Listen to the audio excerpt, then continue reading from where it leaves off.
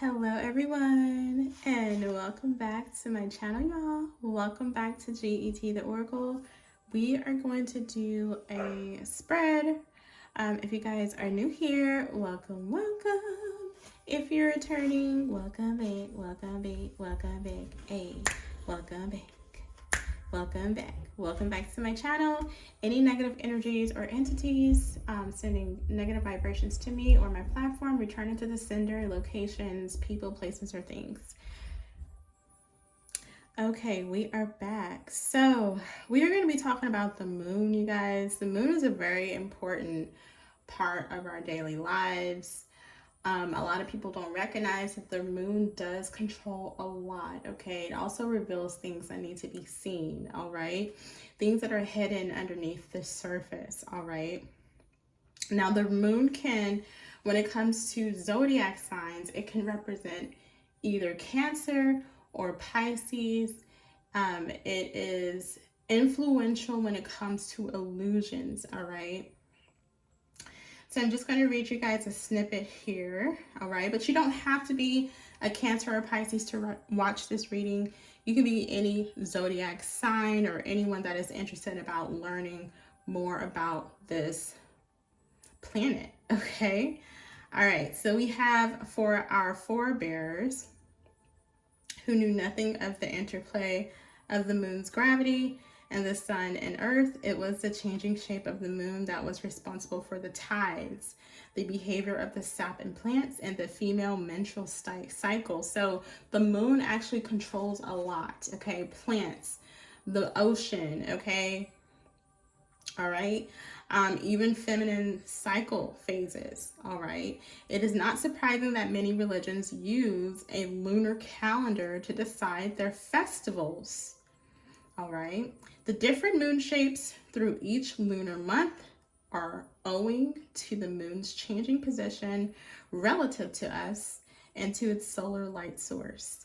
Twice most years, the sun's plane lines up with that of the moon and the earth, and these three bodies cast a total or partial shadow on each other. From some places on the earth, the moon can be seen passing in front of the sun.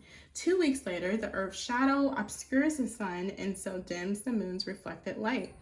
Ancient peoples looked upon eclipses with foreboding, especially solar eclipses when the daylight sky was briefly darkened. Even today, some astrologers have been correspondences between eclipse paths and natural disasters. All right, so the moon, a lot of clearing of energy, right? It does represent the feminine body. All right, it reflects. Okay, have you ever seen the moon? Well, not everyone, but for those of the for the people that are, they like to explore the oceans and the rivers, you know, they have boats and things. The most beautiful sight you can ever see is the moon reflecting off of the ocean, right? It's a very alluring masterpiece of a sight, right? So it's the ruler of the night, and usually at night, everything's dark. So the moon, in a way, it not only revealed what needs to be seen, it holds a body of enlightenment, even in its darkest moments, right? The sun is gone, right? Everyone cuts off their electricity. They cut off their lights, they cut off their lamps, right? Okay, they cut off their car engines. Everything is kind of in non-operation most of the time. Well, a high percentage of time. A lot of people still move around at night, but for the most part, a lot of stuff shuts down at night. Okay, electricity, a lot of electricity, like I said, a lot of energy, but the moon is still operating. It's still shining its ever fluorescent light upon us all, still revealing things that could be done in the dark, still revealing those illusions or delusions, okay? Things that cannot be seen, all right? Now, interesting, the moon represents the number 2 and 7. All right, I don't know if you guys can see that. Let's see if you guys can get a close up there. It represents the number 2 and 7. So if you're a Cancer or Pisces, that may be your lucky numbers, okay? You may see angel numbers 222, okay? 2222. You could see 27, 27, 72, 72, okay? 777, 77, 77, right? And so on and so forth. 2020, 77, 70, 70, all right? The special day for Cancers and Pisces as it relates to the moon is Monday. So if you're a Cancer or Pisces and you were born on a Monday, you're specifically a very special person. All right. We did the sun sign, the sun planet before, and I believe it was for Leos or fire elements or anyone that kind of resonated with the sun. You don't have to naturally be a Leo. Your rising sign could be Leo. Okay. And you just resonate with that reading or that video that I did, but their day is Sunday, okay? Hence Sunday, get it? And we're gonna answer that question that we had about the sun when we, did the first video. But anyway, Monday, right? Monday, and there has been rumors throughout time that Monday is actually not the first day of the week. It's actually Sunday. Sunday is the first day of the week, and that's why that fire element Leo is, their number is 1, okay? The moon is 2, okay? And that's also why we're going to answer that question at the end of the reading, why that fire element is masculine. That's why it's number 1. That's why it's not number 2. The feminine planet, which is the moon, is number 2. Still embodying, right, those roles, feminine and masculine. See, us as humans, we have roles that we play, but the universe has roles as well. The universe also have masculine and feminine planets, all right? And they still, see, we are mimicking the universe. We mimic what the universe does. Masculines are first, clearly. Okay, feminines are second. Okay, we came after, right? So that's why the moon is 2, all right? And that's also why the moon is Monday. It's not Sunday, all right? So I hope, these not really readings, but these videos are giving you guys a deeper look into, astrology, a little bit of astronomy kind of mixed in a little bit, but hopefully it gives you guys a deeper aspect on why the days of the days of the week, even months, right? There's 12 months in a year, also 12 zodiac signs. We're going to get deeper into that as we do these videos, right? There's 7 days in a week. There's a reason why the Sunday is fire element. It's Leo energy, right? It's a reason why they are listed as number 1 energetically. And it's a reason why the moon is Monday, the second day of the week, and they're listed as number 2, okay? All right, so let's talk about, we're going to mix a little bit of numerology. I'm trying to hit as many points as I can, a little bit of astronomy, a little bit of astrology, a little bit of numerology, but the things that we don't hit, I'm going to just flow it over into the next video, okay? Let's talk a little bit about numerology, okay? We talked about those angel numbers. If you are born in the month of February, the moon is also, pay attention to those cycles, okay? Pay attention to the new moons that are in February. Pay attention to the full moons that are in February. If you're born in July, which I know Cancers, right? Cancers, am I wrong? Hopefully I'm not mistaken here, but I believe the Cancers come after the Geminis, and Geminis are June, right? So I believe Cancers is July. It's like Cancer Leo a little bit. So if you're born in the month of 7, pay attention to the month of 7 if you are born in July. The new moons and the full moons in the month of 7, pay attention to those months, okay? The parts of the body that the moon represent is the upper body here, okay? The breast and the alimentary system, okay? The metal it represents is silver, okay? Herbs that you may want to keep in your home if you are a Cancer or Pisces, or if you were born in the month of February, you were born in the month of July. If your life path number is 2, if your life path number is 7, if you see 222 repeatedly, if you see 777 repeatedly, the crystals that you may want to keep in your home is mother of pearl and moonstone. Okay, the herbs is camphor and frankincense. I'm sorry. What is that? Frankincense. Okay. You may even want to spray it on you during those specific times. Okay. So if you are born in February, new moon, full moons, you may want to use some of those herbs. Okay. Or incense. You may want to just light that incense and have it around in your home. Okay. Cleanse that energy. Really important if you're born in those months. Make sure you're using those dates to cleanse your energy, because a lot of times we pick up, especially if you're an empath, and I know Cancers, Pisces, they're water signs. They're very emotional based, okay?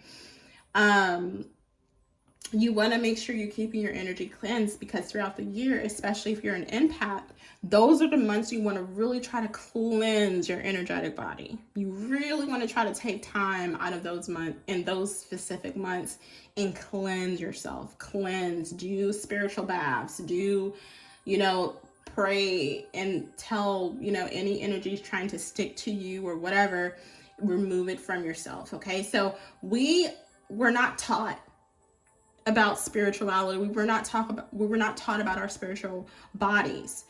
Growing up, we were just taught about food, right? Nutrition, have your vegetables, have your fruits. Nobody truly told us, especially if you're an empath, especially if you're Cancer, Pisces, and you pick up on energies and energies stick to you. You can't be around a lot of people a lot. You get anxious around a lot of people. No, you're not weird. You're empathic. You feel their energy. You can even be picking up on their thoughts, their emotions, right? Especially those two signs. All right. So no, you're not weird. You have moon highly aspected. You actually can read people's energy. So having that type of ability, you have to keep in mind that you need to cleanse yourself. Okay. I had to learn this. You have to cleanse yourself. You can't just go 12 months. All right. So you wash your body, right? You wash your dishes. You try to eat your vegetables. You take your vitamins, but you're not cleaning yourself spiritually. All that muck, right? All that empathic energy you're picking up from being around people, right? It's there if you're not cleansing it.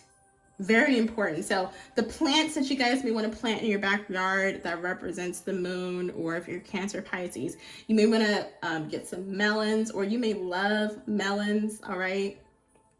And it also say broom tops and willow. That's interesting. Okay. So we're going to read the characteristics of the moon, and we're going to end the reading. We're going to talk. Well, I already kind of talked about the sun and why the sun, why the masculine energy is the right side, okay, of the Horus eye. All right. So it's because the sun is masculine, the moon is feminine. All right. So anyway, characteristics of the moon. The moon reveals our emotional disposition and our intuition, how we feel and how we react. It shows how we like to be treated and how we in turn treat other people. With the moon strongly placed in our chart, we are likely to act protectively and defensively until we feel safe. The issue is how to do this without seeming to reject the kind of intentions of others. When we consider the moon and the zodiac sign in which it appeared on our birth chart, our way of reassuring others will become clear, as will the way we wish them to reassure us. There are many right reactions, right touch, as well as right words, actions, and gifts. Sometimes simply the chance to help and be understood will be welcome and enough. Tolerance, not tightness, is often the way. As the moon reflects the sunlight, so it may be wise to see ourselves and our actions in the eyes of others, and be open to adjusting our behavior accordingly. In this way, we can nurture each other, harnessing the energy of the moon to nurse the infant within us. So again, the moon is like feminine, mother. It also, you know, it evolves around the feminine cycle. Okay, mother moon. I don't know if you guys have been watching me for a while, but I have a main channel called Gemini Empress Tarot, and you'll catch me in some of my readings saying Mother Moon. It's because she is the mother, she is the feminine, all right? The sun is the masculine, okay? So that's why the body, the parts of the body that it represents is the breast, okay? Also, that again, from the first video where we broke down the sun, okay, the powers of the sun, the important things about the sun that you should know, these are the important things of the moon that you should know. As well as realizing and recognizing what is your moon sign. A lot of people, they harp on that sun sign, which is you're harping on the masculine body, the sun sign, okay? So if you're a sun sign Libra, but you're ignoring your moon sign, you could be a moon sign Capricorn, you're not balanced. You're only giving energy to your sun aspect, which is your masculine. You're not even paying attention to your moon sign, which is your feminine aspect. So that's how we come together and we really heal ourselves and we really recognize what's important. We acknowledge our masculine, we acknowledge our feminine, our sun and our moon, okay? The moon is how you feel, how you treat others. Again, it's in that little snippet of characteristics of the moon that I just broke down. How we react emotionally. Who are you is all your big three. Your sun sign, your moon sign, your rising sign. Your rising sign is very important, which we're going to break down in another reading. It's how you see the world. It's also a person's first impression of you. Okay, so you can be a Capricorn sun, but if you are a Pisces rising, people will depict you as a Pisces. Okay, that's how you come off. You come off like a Pisces. All right, we have freedom. I love myself. Change me, divine beloved, into one who can love myself in every condition. Free me from self-torture. Fill me with self-acceptance and worthiness. May I allow and honor all my feelings, however they arise. This is the perfect card for this spread. I'm going to read that last part. May I allow and honor all my feelings, however they arise. I love that. Bye, collective. Until next time. Bye.